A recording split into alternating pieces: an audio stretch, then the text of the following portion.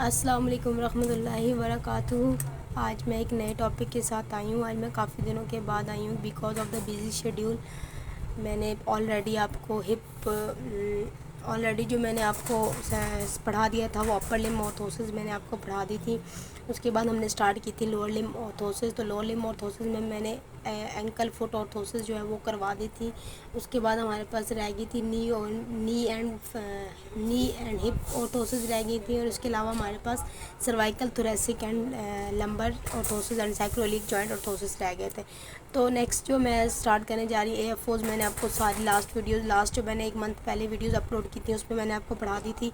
Because of the busy schedule मैं videos upload नहीं कर सकी अपने चैनल पे, इसलिए आप दोबारा वहीं से स्टार्ट करेंगे जहाँ से हमने एंड की थी। मैंने आपको ऑर्थोसिस का आपको पता होगा कि ऑर्थोसिस किस लिए यूज़ की जाती हैं। किसी भी डिफॉर्मिटी को ख़त्म करने के लिए, किसी भी ज़्यादा अगर मोबाइल किसी चीज़ को इमोबाइल करने के लिए यूज़ की जाती है हम लोग, ठीक है। चाहे उसके अलावा हम लोग मोबिलिटी जो है आपकी अगर बहुत ज़्यादा इंक्रीज़ हो गई है तो उसको जॉइंट को इमोबाइल कर देते हैं, या कॉन्ट्रैक्चर बन चुके हैं तो उसको हम लोगों ने कॉन्ट्रैक्चर को ख़त्म करने के लिए एक ही पोजीशन में रखने के लिए हम ऑर्थोसिस यूज़ करते हैं। कुछ ऑर्थोसिस मोबाइल होते हैं, कुछ इमोबाइल होते हैं, स्टैटिक और डायनेमिक होते हैं। अब हम लोगों ने नी ऑर्थोसिस पढ़ना है। आपको ऑर्थोसिस पढ़ने से पहले एक चीज़ याद रखनी होगी कि सबसे पहले आप लोगों को ये पता होना चाहिए कि कौन कौन सी ऑर्थोटिक डिवाइसेस होती हैं। ऑर्थोटिक डिवाइसेस जब आपको एक लिस्ट पता होगी ऑर्थोटिक डिवाइसेस की तो आपके लिए आसानी होगी, आपको पढ़ने में आसानी होगी कि लिस्ट जब आपको पता है। अगर आपको कहीं भी बता देते हैं, कहीं से पूछ लेते हैं कि नी पर कौन कौन सी ऑर्थोसिस यूज़ की जाती हैं, अगर आपको उनके नेम्स याद होंगे तो आपके लिए आसानी होगी। आप और उसके आगे उसकी डिटेल्स जो है वो बात की बात है, लेकिन आपको नाम याद होने चाहिए। नाम ऑर्थोसिस डिवाइसेस के मोस्टली लोग देखते रहते हैं। कॉर्सेट बेल्ट जो है जो लंबर एरिया में यूज़ किया जाता है वो भी आप देखते रहते हो, लोग करके रिकमेंड किया जाता है। उसके बाद आप जो पटल्ला स्टेबलाइजर्स के लिए एक वो स्लीव्स टाइप दी जाती है पेशेंट्स को। नी में पेन हो तो वो भी दी जाती है। ये कहा जाता है कि आप ऐसे करें कि यहाँ पे ट्यूब वगैरह लगा के पेन किलर लगा के ये स्लीव्स लगा दिया करें, वो आप देखते रहते होंगे।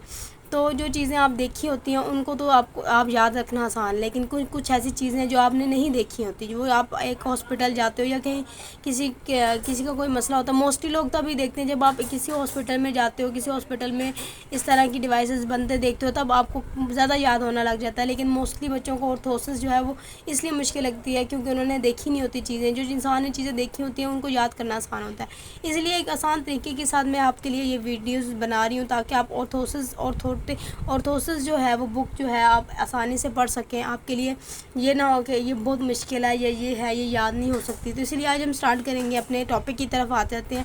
हिप एंड नी ऑर्थोसिस के हिप और नी ऑर्थोसिस कौन कौन सी यूज़ की जाती हैं। तो फर्स्ट जो है वो हमारे पास नी ऑर्थोसिस हम लोग पढ़ेंगे क्योंकि हमने AFOs ऑलरेडी पढ़ चुके हैं, AFOs की यूजेस पढ़ चुके हैं, सारा कुछ पढ़ चुके हैं। तो आज हम लोग स्टार्ट करेंगे कि नी ऑर्थोसिस कौन कौन सी हैं। तो नी ऑर्थोसिस हमारे पास क्या है, नी एंकल फुट ऑर्थोसिस। कुछ ऐसी ऑर्थोसिस हैं जो नी को भी कवर करती हैं, फिर आगे फुट को भी कवर करती हैं, ठीक है, एंकल को भी कवर करती हैं, पूरी उसको ऑर्थोसिस ये होती है। उसके बाद एक होती है सिर्फ पटल्ला स्टेबलाइजर, पटल्ला को स्टेबलाइज रखने के लिए ऑर्थोसिस डिवाइस यूज़ कर जाए। उसके बाद नी इमोबिलाइजर, नी को टोटल इमोबाइल कर दिया जाता है, नी को टोटल इमोबाइल कर दिया जाता है। थर्मोप्लास्टिक आपको पहले ऑलरेडी बता चुकी हूँ कि ऑर्थोसिस किस तरह की डिवाइसेस होती है। थर्मोप्लास्टिक होती हैं वो बिल्कुल कुछ इस तरह, कुछ कपड़े की बनी होती हैं, कुछ पॉलीएथाइलीन की बनी होती हैं और कुछ डिफरेंट प्लास्टिक्स जो हैं वो यूज़ की जाती हैं। उनको यूज़ करने के लिए ऑर्थोसिस को यूज़ किया जाता है। और उसके बाद हमारे पास नी इमोबिलाइजर्स हैं और उसके बाद पटल्ला स्लीव्स हैं,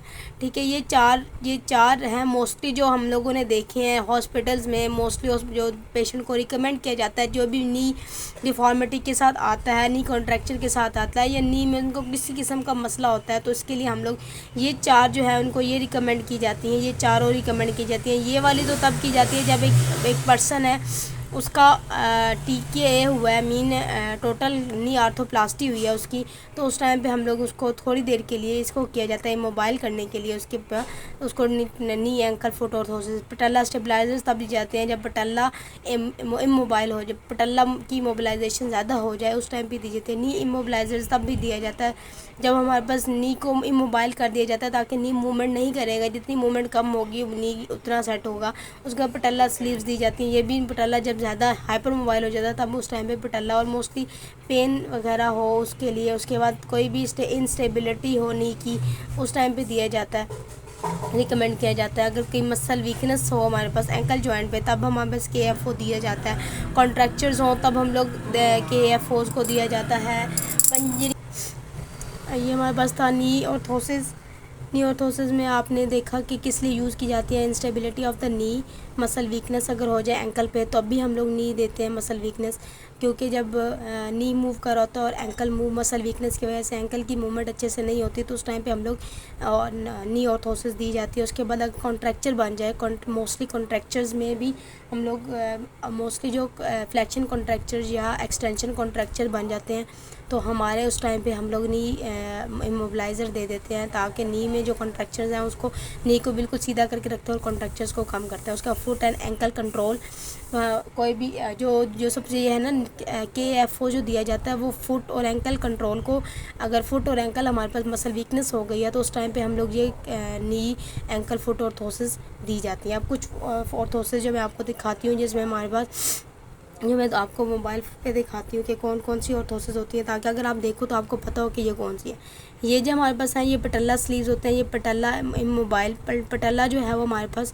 अगर ज़्यादा हाइपर मोबाइल हो जाए तो पटल्ला को इमोबाइल करने के लिए यूज़ की जाती है। उसके बाद ये हमारे पास नी इमोबिलाइज़र्स, जब जो पेशेंट जो मोस्टली कंप्लेन करते हैं कि हमें मोस्टली पेन रहती है नी में तो उनकी नी को क्या करते हैं इमोबाइल कर दिया जाता है ताकि अगर वो चलते टाइम उनको पेन हो तो वो ज़्यादातर इनको रिकमेंड किया जाता है आफ्टर सर्जरी, जब हमारे पास टीकी है या टीके या TKR होए उस टाइम पे उसके बाद रिकमेंड करता है, पर थोड़े टाइम के लिए पहना जाता है या मोस्टली उन पेशेंट को दिया जाता है जिनकी पेन मोस्टली नी में रहती है। ऑस्टियोआर्थराइटिस पेशेंट, रूमेटॉइड आर्थराइटिस के पेशेंट को रिकमेंड किया जाता है। उसके बाद ये पटल्ला इमोबिलाइज़र्स है, पटल्ला इमोबाइल करने के लिए ये वाला, ये पटल्ला इमोबिलाइज़र, ये नी इमोबिलाइज़र है, ये पटल्ला इमोबिलाइज़र है। उसके बाद ये जो है ये हमारे पास उसके बाद नी को भी नी एंकल फुट ऑर्थोसिस, जो सारा का सारा एंकल पे कोई भी मसला हो तो उसको एंकल को इमोबाइल कर दिया जाता है और नी की मूवमेंट की जाती है। इसमें देखें काफ़ी सारे हैं जिसमें ये देख लें आप, ये फुट के अंदर आप पहन सकते हैं, फुट को ये टोटली कर देता है, मोबाइल कर देता है, बट नी पे मूवमेंट कर सकते हैं। ये डिफरेंट टाइप्स ऑफ द टीके, ये है हमारे पास डिफरेंट, ये जो डिफरेंट है हमारे पास टाइप्स ऑफ द KFOs जो हैं वो यूज़ की जाती हैं, वो इस तरह के होते हैं। उसके बाद एक और पिक्चर भी है इसकी, ये देख लें, ये जो यूज़ किया जाता है इसमें भी जो हमारे पास एक्सटेंशन नी की एक्सटेंशन फ्लेक्शन होती है, इसमें आप ये पीछे ये स्क्रूज़ कुछ लगे हुए हैं, ये मूवमेंट करवाते हैं नीज़ की, और बाकी जो इसको टोटली इमोबाइल कर दिया जाता है एंकल और फुट को। तो ये हमारे पास थे नी ऑर्थोसिस। नेक्स्ट जो हम लोग करने लगे हैं वो हिप ऑर्थोसिस करने लगे हैं।